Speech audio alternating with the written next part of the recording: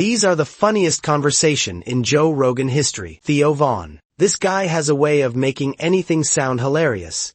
Even something as random as hats. Now, I don't know how they got to this topic, but somehow, Theo starts ranking hats based on how acceptable they are to wear while, handling business. And the conclusion. Worse is if you're jerking off with a hat on, bro.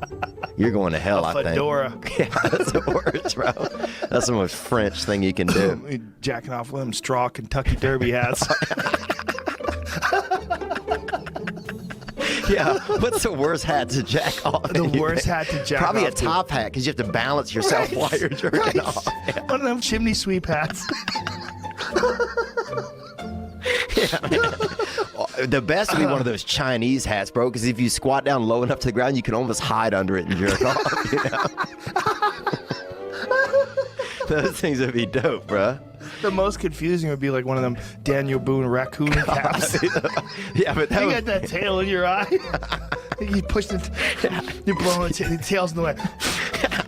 Now, if you know Joey Diaz, you know he doesn't hold back. And this next story. Absolute carnage. The man straight up traumatized an entire school bus full of kids with a fart so bad that teachers started screaming, "Oh my God, he's changing flavors." Let that sink in. Not just one toxic cloud of death. His fart had layers. Evolution. It was transforming midair. At this point, it wasn't even a fart. It was a bioweapon. The bus windows went down. Kids were running for their lives. And I'm pretty sure someone almost called FEMA. And the worst part? Joey was proud of it. On the way home, we got on the bus, and while we were waiting there, my stomach started hurting. But let me just take a chance. Good move. And I blew this fart, Joe Rogan.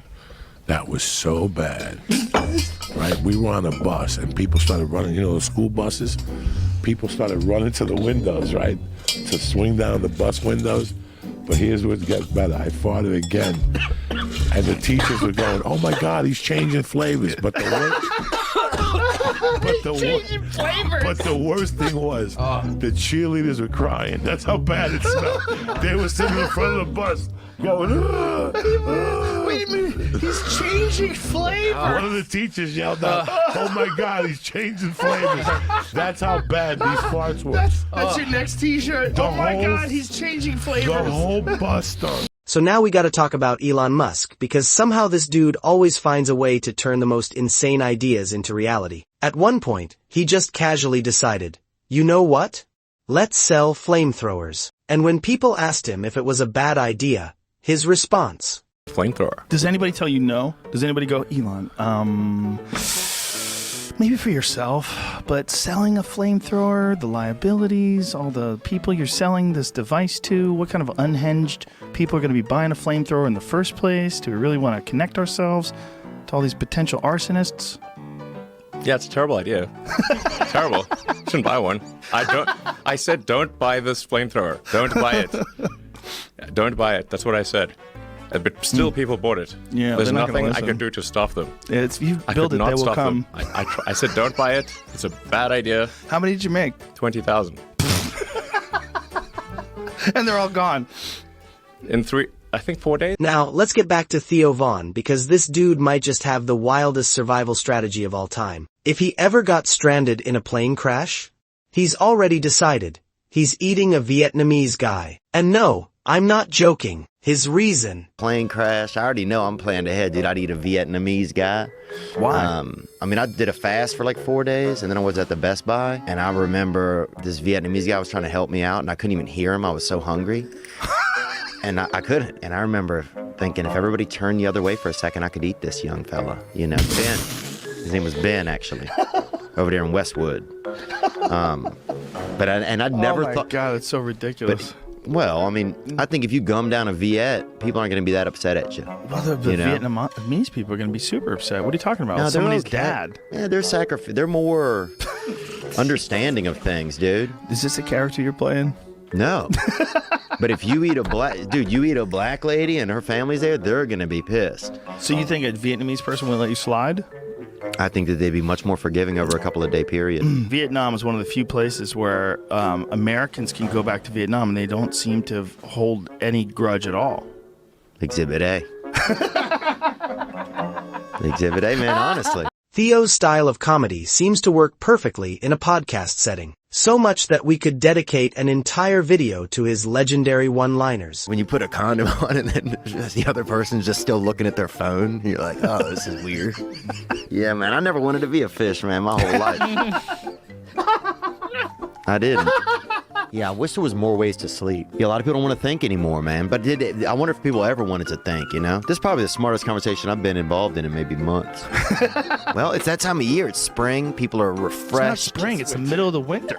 Yeah. It's freezing cold out. It's just January. Whatever. You guys aren't open-minded. That's what I think, bro. If you're wearing a wig, I don't think you're running anymore, though. I think some things you got to let go.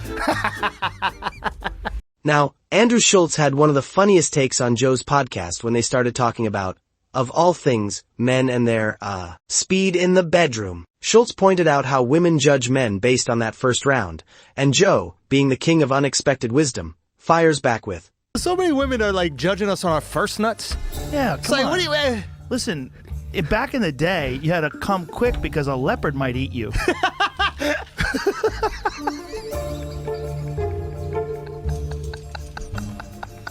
Why did I learn this excuse at 38? Babe, there's leopards around. Built in. It's true. It's built into the human. back to Joey Diaz. Because this man's life is a literal movie. So one time, his friend, who was apparently on heroin at the time, decided it would be a great idea to deep fry some French fries. Now, I don't know if you've ever tried cooking while completely out of your mind, but spoiler alert, it doesn't end well. Long story short, dude falls asleep, the whole house catches fire, firefighters roll in like it's a war zone, and after they finally put out the flames, guess what this guy says? Are my fries ready? Sir, your house is gone. There are literally ashes floating in the air. But yeah, sure, let's check on those He fries. decided to make French fries. So he put the pot out. Those pots, you could bring it home with the hot oil, and they would boil, and you could throw French fries. America went crazy over. Well, he did heroin and knotted up. That thing went on fire. I wake up to ba-boom, and alarms, and all of a sudden Kurt's waking me up, and we go out of the house, and the father's outside, and the grandmother, and fire trucks are coming from the side laying water, and they got the sirens. In the middle of all this, it's 8 in the morning, and we all look around and go, oh my God, Emil's still in the house. Bonehead was still in the house on fire. Bro, they turn the fire off, they go in. He's still with his feet up, with his hands crossed, Just heroin out of his mind. watching TV like that. He slept through the fire? Oh my God, everything. When they woke him up, he goes, are my fries ready? This is how crazy this family was. Are my fries ready? Are my They're like fries Bonehead. ready? Now, we can't talk about insane stories without mentioning Steve-O. This man literally rented 4 apartments in the same building, just so he could turn one into a personal skate park. Like, imagine being his neighbor. You come home from work, ready to relax, and suddenly, Steve-O is launching himself off a ramp in the living room next door. Rented 4 apartments in the building. Why would you rent 4? Because one was a skate park.